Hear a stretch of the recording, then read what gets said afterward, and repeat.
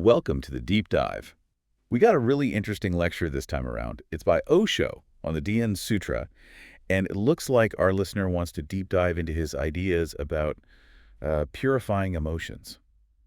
Interesting. Yeah, it's something that's kind of new for me too. Yeah, it's not a topic that comes up every day. Right. So I'm excited to kind of explore this with you and with our listeners. Expert speaker, you ready to dive in? Absolutely. I mean, how often do you get to talk about something that puts emotional purification above, physical and mental cleansing? This is Duh. going to be good. Okay, so just for some context, everyone, the lecture is called Osho DN Sutra 05.mp3, and it's in Hindi. So I'll be relying on expert speaker here to translate and guide us through some of the key takeaways. Of course. Now, one of the first things that stood out to me when I was looking at this is this idea that humans are actually driven more by emotions than by logic. Oh, interesting. It's like we think we're making rational decisions, but it's our emotions that are pulling the strings. Yeah, that's a great point. And Osho, he gives a very relatable example actually of someone deciding not to get angry, but then, ending up getting angry anyway. Right. It's like how many of our decisions are truly like rationally made and how many of them are actually from this underlying emotional place. Exactly. And he kind of challenges this whole, idea that we're rational beings, right? He's saying our emotions are way more influential than we think. Totally.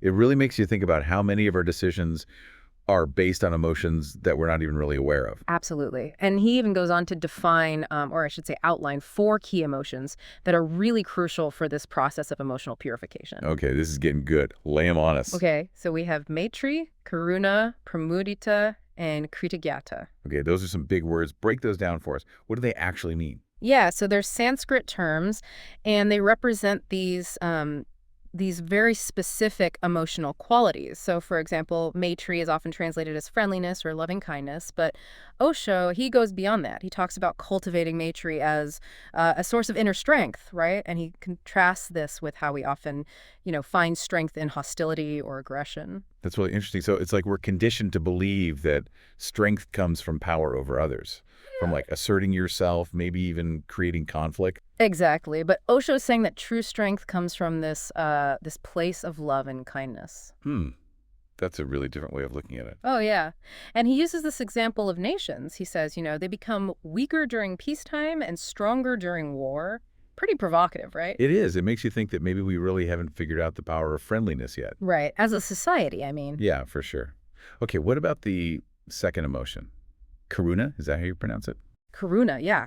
It means compassion. It's Yeah. about recognizing that everyone suffers. We all experience impermanence, and we should feel compassion for all beings because of it. Okay. And Osho uses this really great imagery here. He talks about, a flower wilting and stars falling to evoke this sense of our shared vulnerability and the fleeting nature of life. Yeah, that's beautiful imagery. It makes you really think about how connected we all are. We are, through these universal experiences. Right. We all face challenges, experience loss, and ultimately we're all subject to the same laws of nature. And the same fate, too, I guess. We're all headed to the same place eventually. Exactly. And recognizing that interconnectedness can be a really powerful foundation for compassion. Yeah.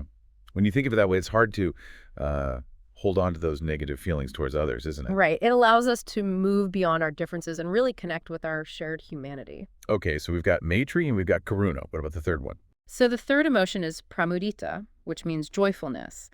And it's about choosing to focus on the positive aspects of life, and cultivating joy as a habit. So instead of dwelling on the negative, which I feel like we all do sometimes. Well, all the time, Yeah. especially these days. It's so easy to get pulled into all the negativity, but it sounds like Osho is saying that, well, joy is actually a choice. It is. It's not about denying the difficult emotions, it's about recognizing that joy and sorrow, light and dark, they're all just part of life. It's finding that balance. Okay, so we've got maitri, karuna, and pramudita.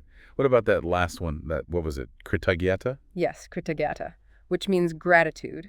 Okay, gratitude. Yeah. And why is it so important? Well, it's about acknowledging all the good in our lives, both big and small, recognizing that everything we have is a gift. It's like shifting your perspective from a place of lack to a place of abundance. Exactly. And that can be super transformative because it helps us move away from wanting more and comparing ourselves to others, and instead, start to appreciate what we already have. So it sounds like these 4 emotions, Maitri, Karuna, Pramudita, and Krityata.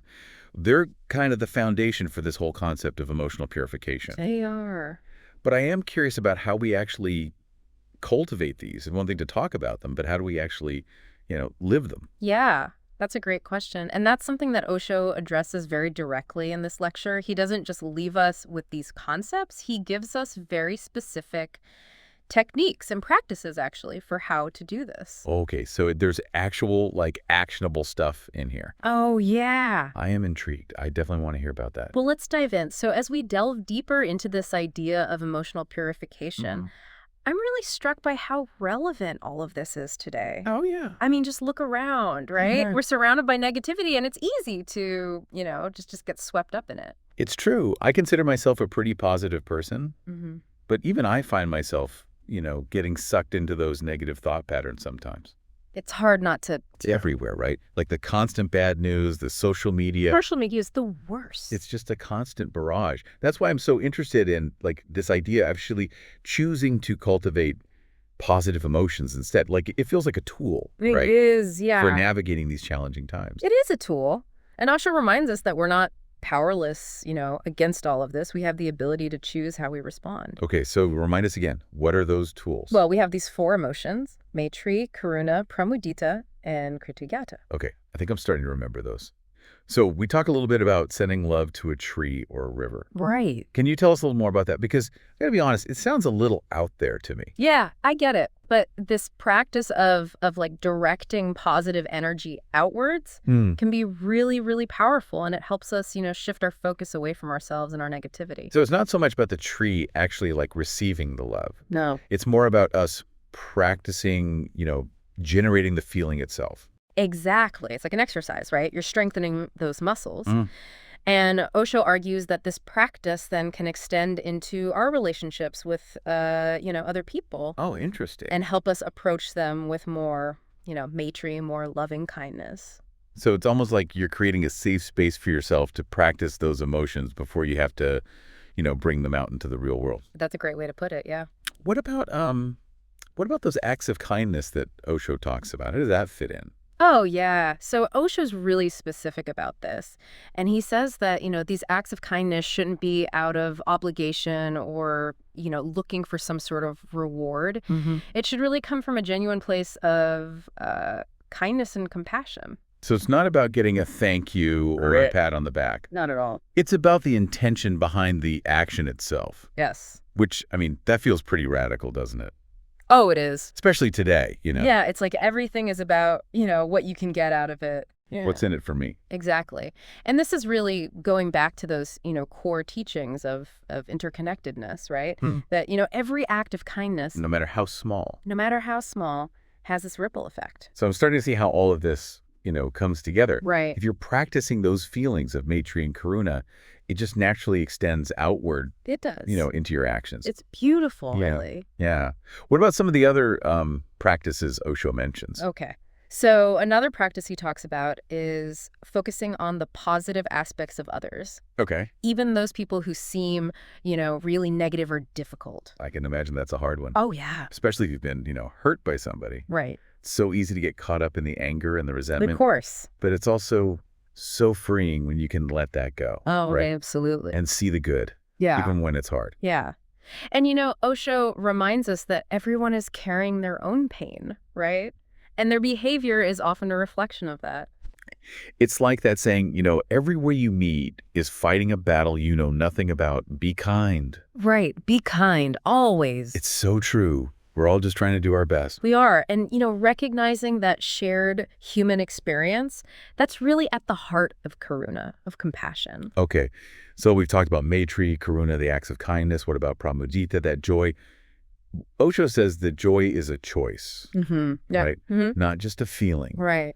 But how do we make that choice? Well, he encourages us to cultivate joy as a habit, by intentionally noticing and appreciating those things that bring us happiness. So instead of just waiting for joy to happen to you, Right. you're actually seeking it out. Yes.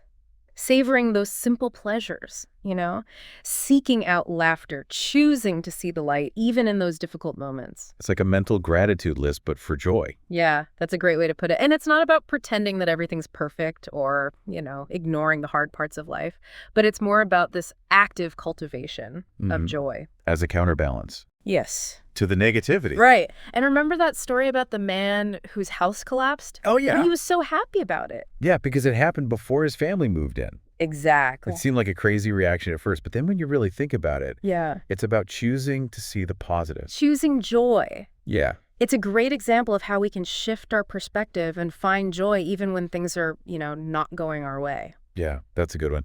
So we've explored Maitri, Karuna, Pramodita, Yeah. and now what about Kritigata? Gratitude. Ah, yes, gratitude. The foundation. Osho talks a lot about this, right? He does. It's really about shifting our focus, away from what we don't have and towards what we do have. It's like retraining your brain to see the glass half full instead of half empty. It is. It Yeah. is. And he suggests, we actually express gratitude for the things we often take for granted. Our bodies, the air we breathe, the beauty of nature. It's finding those, The little things. the little things, Yeah. the everyday miracles. And as we do that, we naturally start to, feel more content, more peaceful, and less driven by those, feelings of lack and dissatisfaction. Yeah, okay. I'm really starting to see how these four emotions work together now. Maitri, Karuna, Pramodita, Kritigata. Yeah. It's like a whole Framework. yeah, a framework for emotional well-being. But I am curious, are there actual techniques Osho recommends for cultivating these? Like, what do we actually do? That's a great question. And luckily, Osho doesn't leave us hanging. He gives us a ton of concrete advice Okay. on how to actually put these ideas into action. It's like actionable steps. Yes, exactly. Okay. I'm ready. Let's hear it. So we've got all these great ideas about cultivating Maitri, Karuna, Pramodita, and Kritigata. Right. But what are the actual techniques Osho recommends? What can we actually do to bring these emotions into our lives? Well, one practice Osho emphasizes is performing actions without expecting anything in return. Okay. Like no reward, no recognition. That's tough. It is. Because it's so easy to, want to thank you or a pat on the back. It is. So how do we shift out of that mindset? Osho suggests focusing on your intention. Okay. So instead of asking, what can I get out of this? Yeah. You ask, how can I contribute? How can I make someone else's life a little bit better? Exactly. It's about aligning your actions with your heart. So basically, make it a habit to shift the focus from yourself to others. Yeah, and Yeah. by doing that, you integrate Maitri and Karuna into your everyday interactions. Okay, so what would be some examples? Well, it could be, small things like helping someone carry their groceries or offering a genuine compliment or just really listening when someone needs to talk. So basically just be a good person. Right. Be kind.